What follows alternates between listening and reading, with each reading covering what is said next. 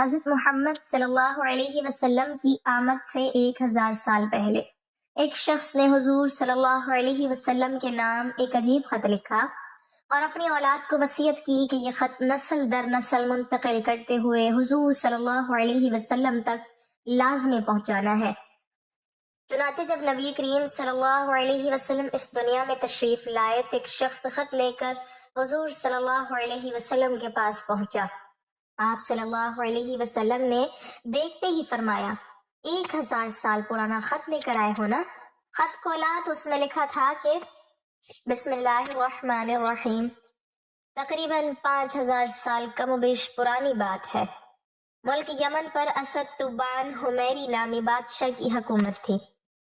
چونکہ یمن کی زبان میں بادشاہ کو تبا کہا جاتا تھا، اس لیے تاریخ میں یہ بادشاہ تبا الاول یعنی پہلا بادشاہ اور تبا حمیری کے نام سے مشہور ہوا۔ ایک مرتبہ تبا اپنے وزیر کے ساتھ سیر پر نکلا۔ تقریباً 1,13,000 پیدل چلنے والے اور 1,30,000 گھڑ سوار بھی اس کے ہمراہ تھے۔ جس جس شہر میں یہ قافلہ پہنچتا لوگ ہیبت اور تعجب کے مارے بہت عزت اور احترام سے پیش آتے تھے۔ اس سفر کے دوران تبا ہر شہر سے 10 علماء منتخب کر کے اپنے قافلے میں شامل کر رہا تھا۔ یوں کئی شہروں کی سیر کے بعد تقریباً 4000 علماء تبا کے قافلے میں جمع ہو گئے۔ جب یہ قافلہ شہر مکہ پہنچا تو وہاں کے لوگوں نے اس کی ذرا بھی آؤ بھگت نہ کی۔ یہ دیکھ کر تبا کو بہت غصہ آیا۔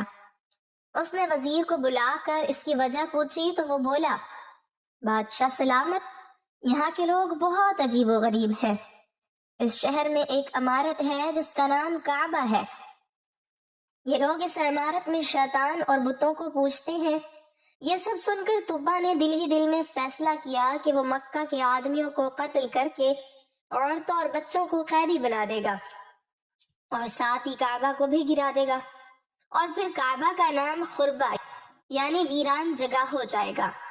خدا کا کرنا یہ ہوا کہ یہ خیال آتے ہی تبا کے سر میں شدید درد شروع ہو گیا، جبکہ اس کی آنکھ، کان، ناک اور منہ سے بدبودار پانی بہنے لگا، جس کی وجہ سے اتنی سران پیدا ہو گئی کہ تبا کے پاس ایک لمحہ ٹھہرنا کسی عذاب سے کم نہ تھا۔ وزیر نے طبیبوں سے، حکیموں سے مشورہ کیا، مگر کوئی بھی تبا کا علاج دریافت نہ کر سکا۔ طبیبوں کا کہنا تھا کہ یہ کوئی آسمانی معاملہ لگتا ہے جس کو ٹالنا ہمارے بس کی بات نہیں ہے۔ بیماری نے تبا کی نیند اڑا کر رکھ دی تھی کہ اچانک رات کے ایک پہر ایک عالم صاحب وزیر کے پاس آئے اور رازداری سے فرمانے لگے، اگر بادشاہ میرے سوال کا سچ سچ جواب دینے کو تیار ہو جائے تو میں اس کا علاج کر سکتا ہوں۔ وزیر نے یہ بات تبا کو بتائی تو وہ فوراً راضی ہو گیا۔ چنانچہ جب عالم صاحب تبا کے پاس پہنچ گئے جہاں ان دونوں کے علاوہ کوئی نہ تھا تو انہوں نے پوچھا، بادشاہ سلامت، سچ سچ بتاؤ، کعبہ کے متعلق تمہارے دل میں کیا بات ہے؟ تبا جو بیماری کی وجہ سے مکمل نڈھال تھا فوراً اپنے برے ارادے عالم صاحب کو بیان کرنے لگا، جسے سن کر وہ بولے، تمہاری بیماری کی وجہ یہی بری نیت ہے۔ یہ بات یاد رکھو کہ کعبہ کا مالک چھپی ہوئی باتوں کو بھی جان لیتا ہے، اس لیے اپنے دل سے برے خیالات نکال دو، اسی میں تمہارا بھلا ہے۔ تبا مرتا کیا نہ کرتا، فوراً برے ارادوں سے تائب ہو گیا، اور ابھی عالم صاحب گئے بھی نہ تھے کہ وہ بالکل ٹھیک ہو گیا۔ عالم صاحب کی بات اپنی آنکھوں سے درست ہوتی دیکھ کر تبا رب پاک پر ایمان لے آیا اور دین ابراہیمی پر قائم ہو گیا۔ پھر اس نے کعبہ کی تعظیم کے لیے 7 غلاف بھی تیار کروائے۔ اس سے پہلے کبھی کسی نے کعبہ پر غلاف نہیں چڑھایا تھا۔ اس کے بعد تبا شہر مکہ کے رہنے والوں کو کعبہ کی حفاظت کا حکم دے کر مدینہ شریف کی طرف چل پڑا۔ مدینہ طیبہ میں ان دنوں آبادی نہ تھی۔ پانی کے ایک چشمے کے علاوہ یہاں زندگی کے کوئی آثار نہیں تھے۔ تبا کے قافلے نے وہاں پہنچ کر اسی چشمے کے پاس پڑاؤ ڈالا۔ یہاں قیام کے دوران تقریباً 4000 علماء کا آپس میں ایک مشورہ ہوا، جس کے بعد ان میں سے 400 علماء نے یہ فیصلہ کیا کہ وہ جب تک زندہ ہیں کسی قیمت پر اس جگہ یعنی مدینہ طیبہ کی سرزمین کو چھوڑ کر نہیں جائیں گے، چاہے طبا انہیں جلا ڈالے یا مار ڈالے۔ طبا کو یہ بات پتہ چلی تو وہ بہت حیران و پریشان ہوا۔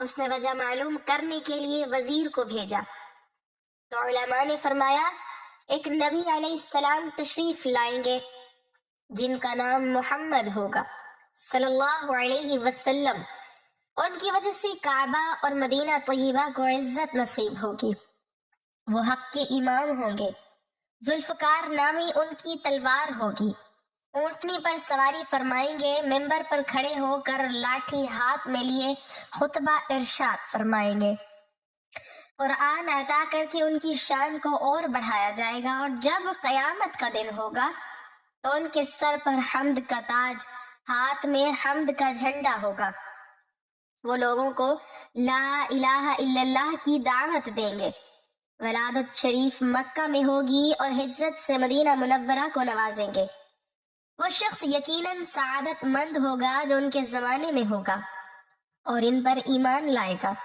اسی لیے ہم اس امید پر یہاں مرتے دم تک رہنا چاہتے ہیں کہ یا تو ہمیں محمد مصطفیٰ صلی اللہ علیہ وسلم کے دربار گوہر بار کی حاضری نصیب ہو جائے یا ہماری اولاد اس سعادت سے بہرمند ہو جائے۔ وزیر کی زبانی ماجرا معلوم ہونے کے بعد طبا نے سوچا کیوں نہ میں بھی ان 400 علماء کے ساتھ 1 سال تک یہیں ٹھہر جاؤں، ہو سکتا ہے اس عرصے میں محمد مصطفیٰ صلی اللہ علیہ وسلم کا دیدار نصیب ہو جائے۔ اس خیال سے طبا نے بھی وہی قیام کر لیا اور 400 علماء کے رہنے کے لیے 400 گھر بنوائے، ان کی شادیاں کروائی اور خوب مال و دولت بھی دیا۔ 1 سال انتظار کے بعد جب طبا کا وہاں سے جانے کا ارادہ ہوا تو اس نے بارگاہ رسالت میں پیش کرنے کے لیے ایک خط لکھا جس کا عنوان اور مضمون کچھ یوں تھا: طبا الاول حمیری بن وردہ کی طرف سے 2 جہان کے رب کے رسول اور سب سے آخری نبی محمد صلی اللہ علیہ وسلم کی طرف یہ خط اللہ کی امانت ہے، جس کو ملے وہ اس کے مالک تک پہنچائے۔ یا محمد صلی اللہ علیہ وسلم، میں آپ پر اور قرآن مجید پر ایمان لاتا ہوں، آپ کے دین اور سنت کو اپناتا ہوں، آپ کی اور ہر چیز کے رب پر ایمان لاتا ہوں، اور جو شریعت آپ لائیں گے اسے بھی قبول کرتا ہوں۔ اگر میں آپ کی صحبت کا شرف پانے میں کامیاب ہو گیا تو یہ مجھ پر رب کا انعام ہوگا، اور اگر یہ سعادت مجھے نہ مل سکی تو آپ قیامت کے دن مجھے بھولیے گا نہیں، رب کی بارگاہ میں میری شفاعت کیجیے گا، میں آپ کا فرما بردار امتی ہوں اور آپ تشریف آوری سے قبل ہی آپ کی پیروی کرنے والا ہوں، میں آپ اور آپ کے والد ابراہیم علیہ السلام کے دین پر ہوں۔ یہ خط لکھنے کے بعد طبا نے اس پر اپنی سنہری مہر لگائی جس پر یہ عمارت نقش تھی، یعنی پہلے اور بعد حکم اللہ ہی کا ہے، اور اس دن ایمان والے اللہ کی مدد سے خوش ہوں گے۔ پھر جن عالم صاحب نے طبا کی اصلاح کی تھی، طبا نے یہ خط انہیں کے سپرد کر دیا اور وصیت کی کہ اگر آپ کی محمد مصطفیٰ صلی اللہ علیہ وسلم سے ملاقات ہو تو یہ خط ان تک پہنچائے، اور اگر ملاقات نہ ہو تو آپ کی اولاد یا اولاد کی اولاد اس خط کو بحفاظت بارگاہ رسالت میں پہنچائے۔ اس کے بعد طبا مدینہ منورہ سے ہند کے شہر غلسان چلا گیا اور وہاں اس کا انتقال ہو گیا۔ طبا کے انتقال سے تقریباً 1000 سال بعد مکی مدنی آقا صلی اللہ علیہ وسلم کی ولادت باسعادت ہوئی۔ 53 سال مکہ مکرمہ کو نوازنے کے بعد پیارے آقا صلی اللہ علیہ وسلم نے مدینہ منورہ کی طرف ہجرت کرنے کا ارادہ فرمایا۔ اس ہجرت میں مسلمانوں کی مدد کرنے والے مدینہ طیبہ کے مسلمانوں کو انصار کہا جاتا ہے۔ یہ انصار انہی 400 علماء کی اولاد سے تھے اور 1000 سال سے نسل در نسل خط کی حفاظت کرتے آ رہے تھے۔ جب انصار کو حضور انور صلی اللہ علیہ وسلم کا مدینہ شریف تشریف آوری کا ارادہ معلوم ہوا تو ان میں خوشی کی لہر دوڑ گئی۔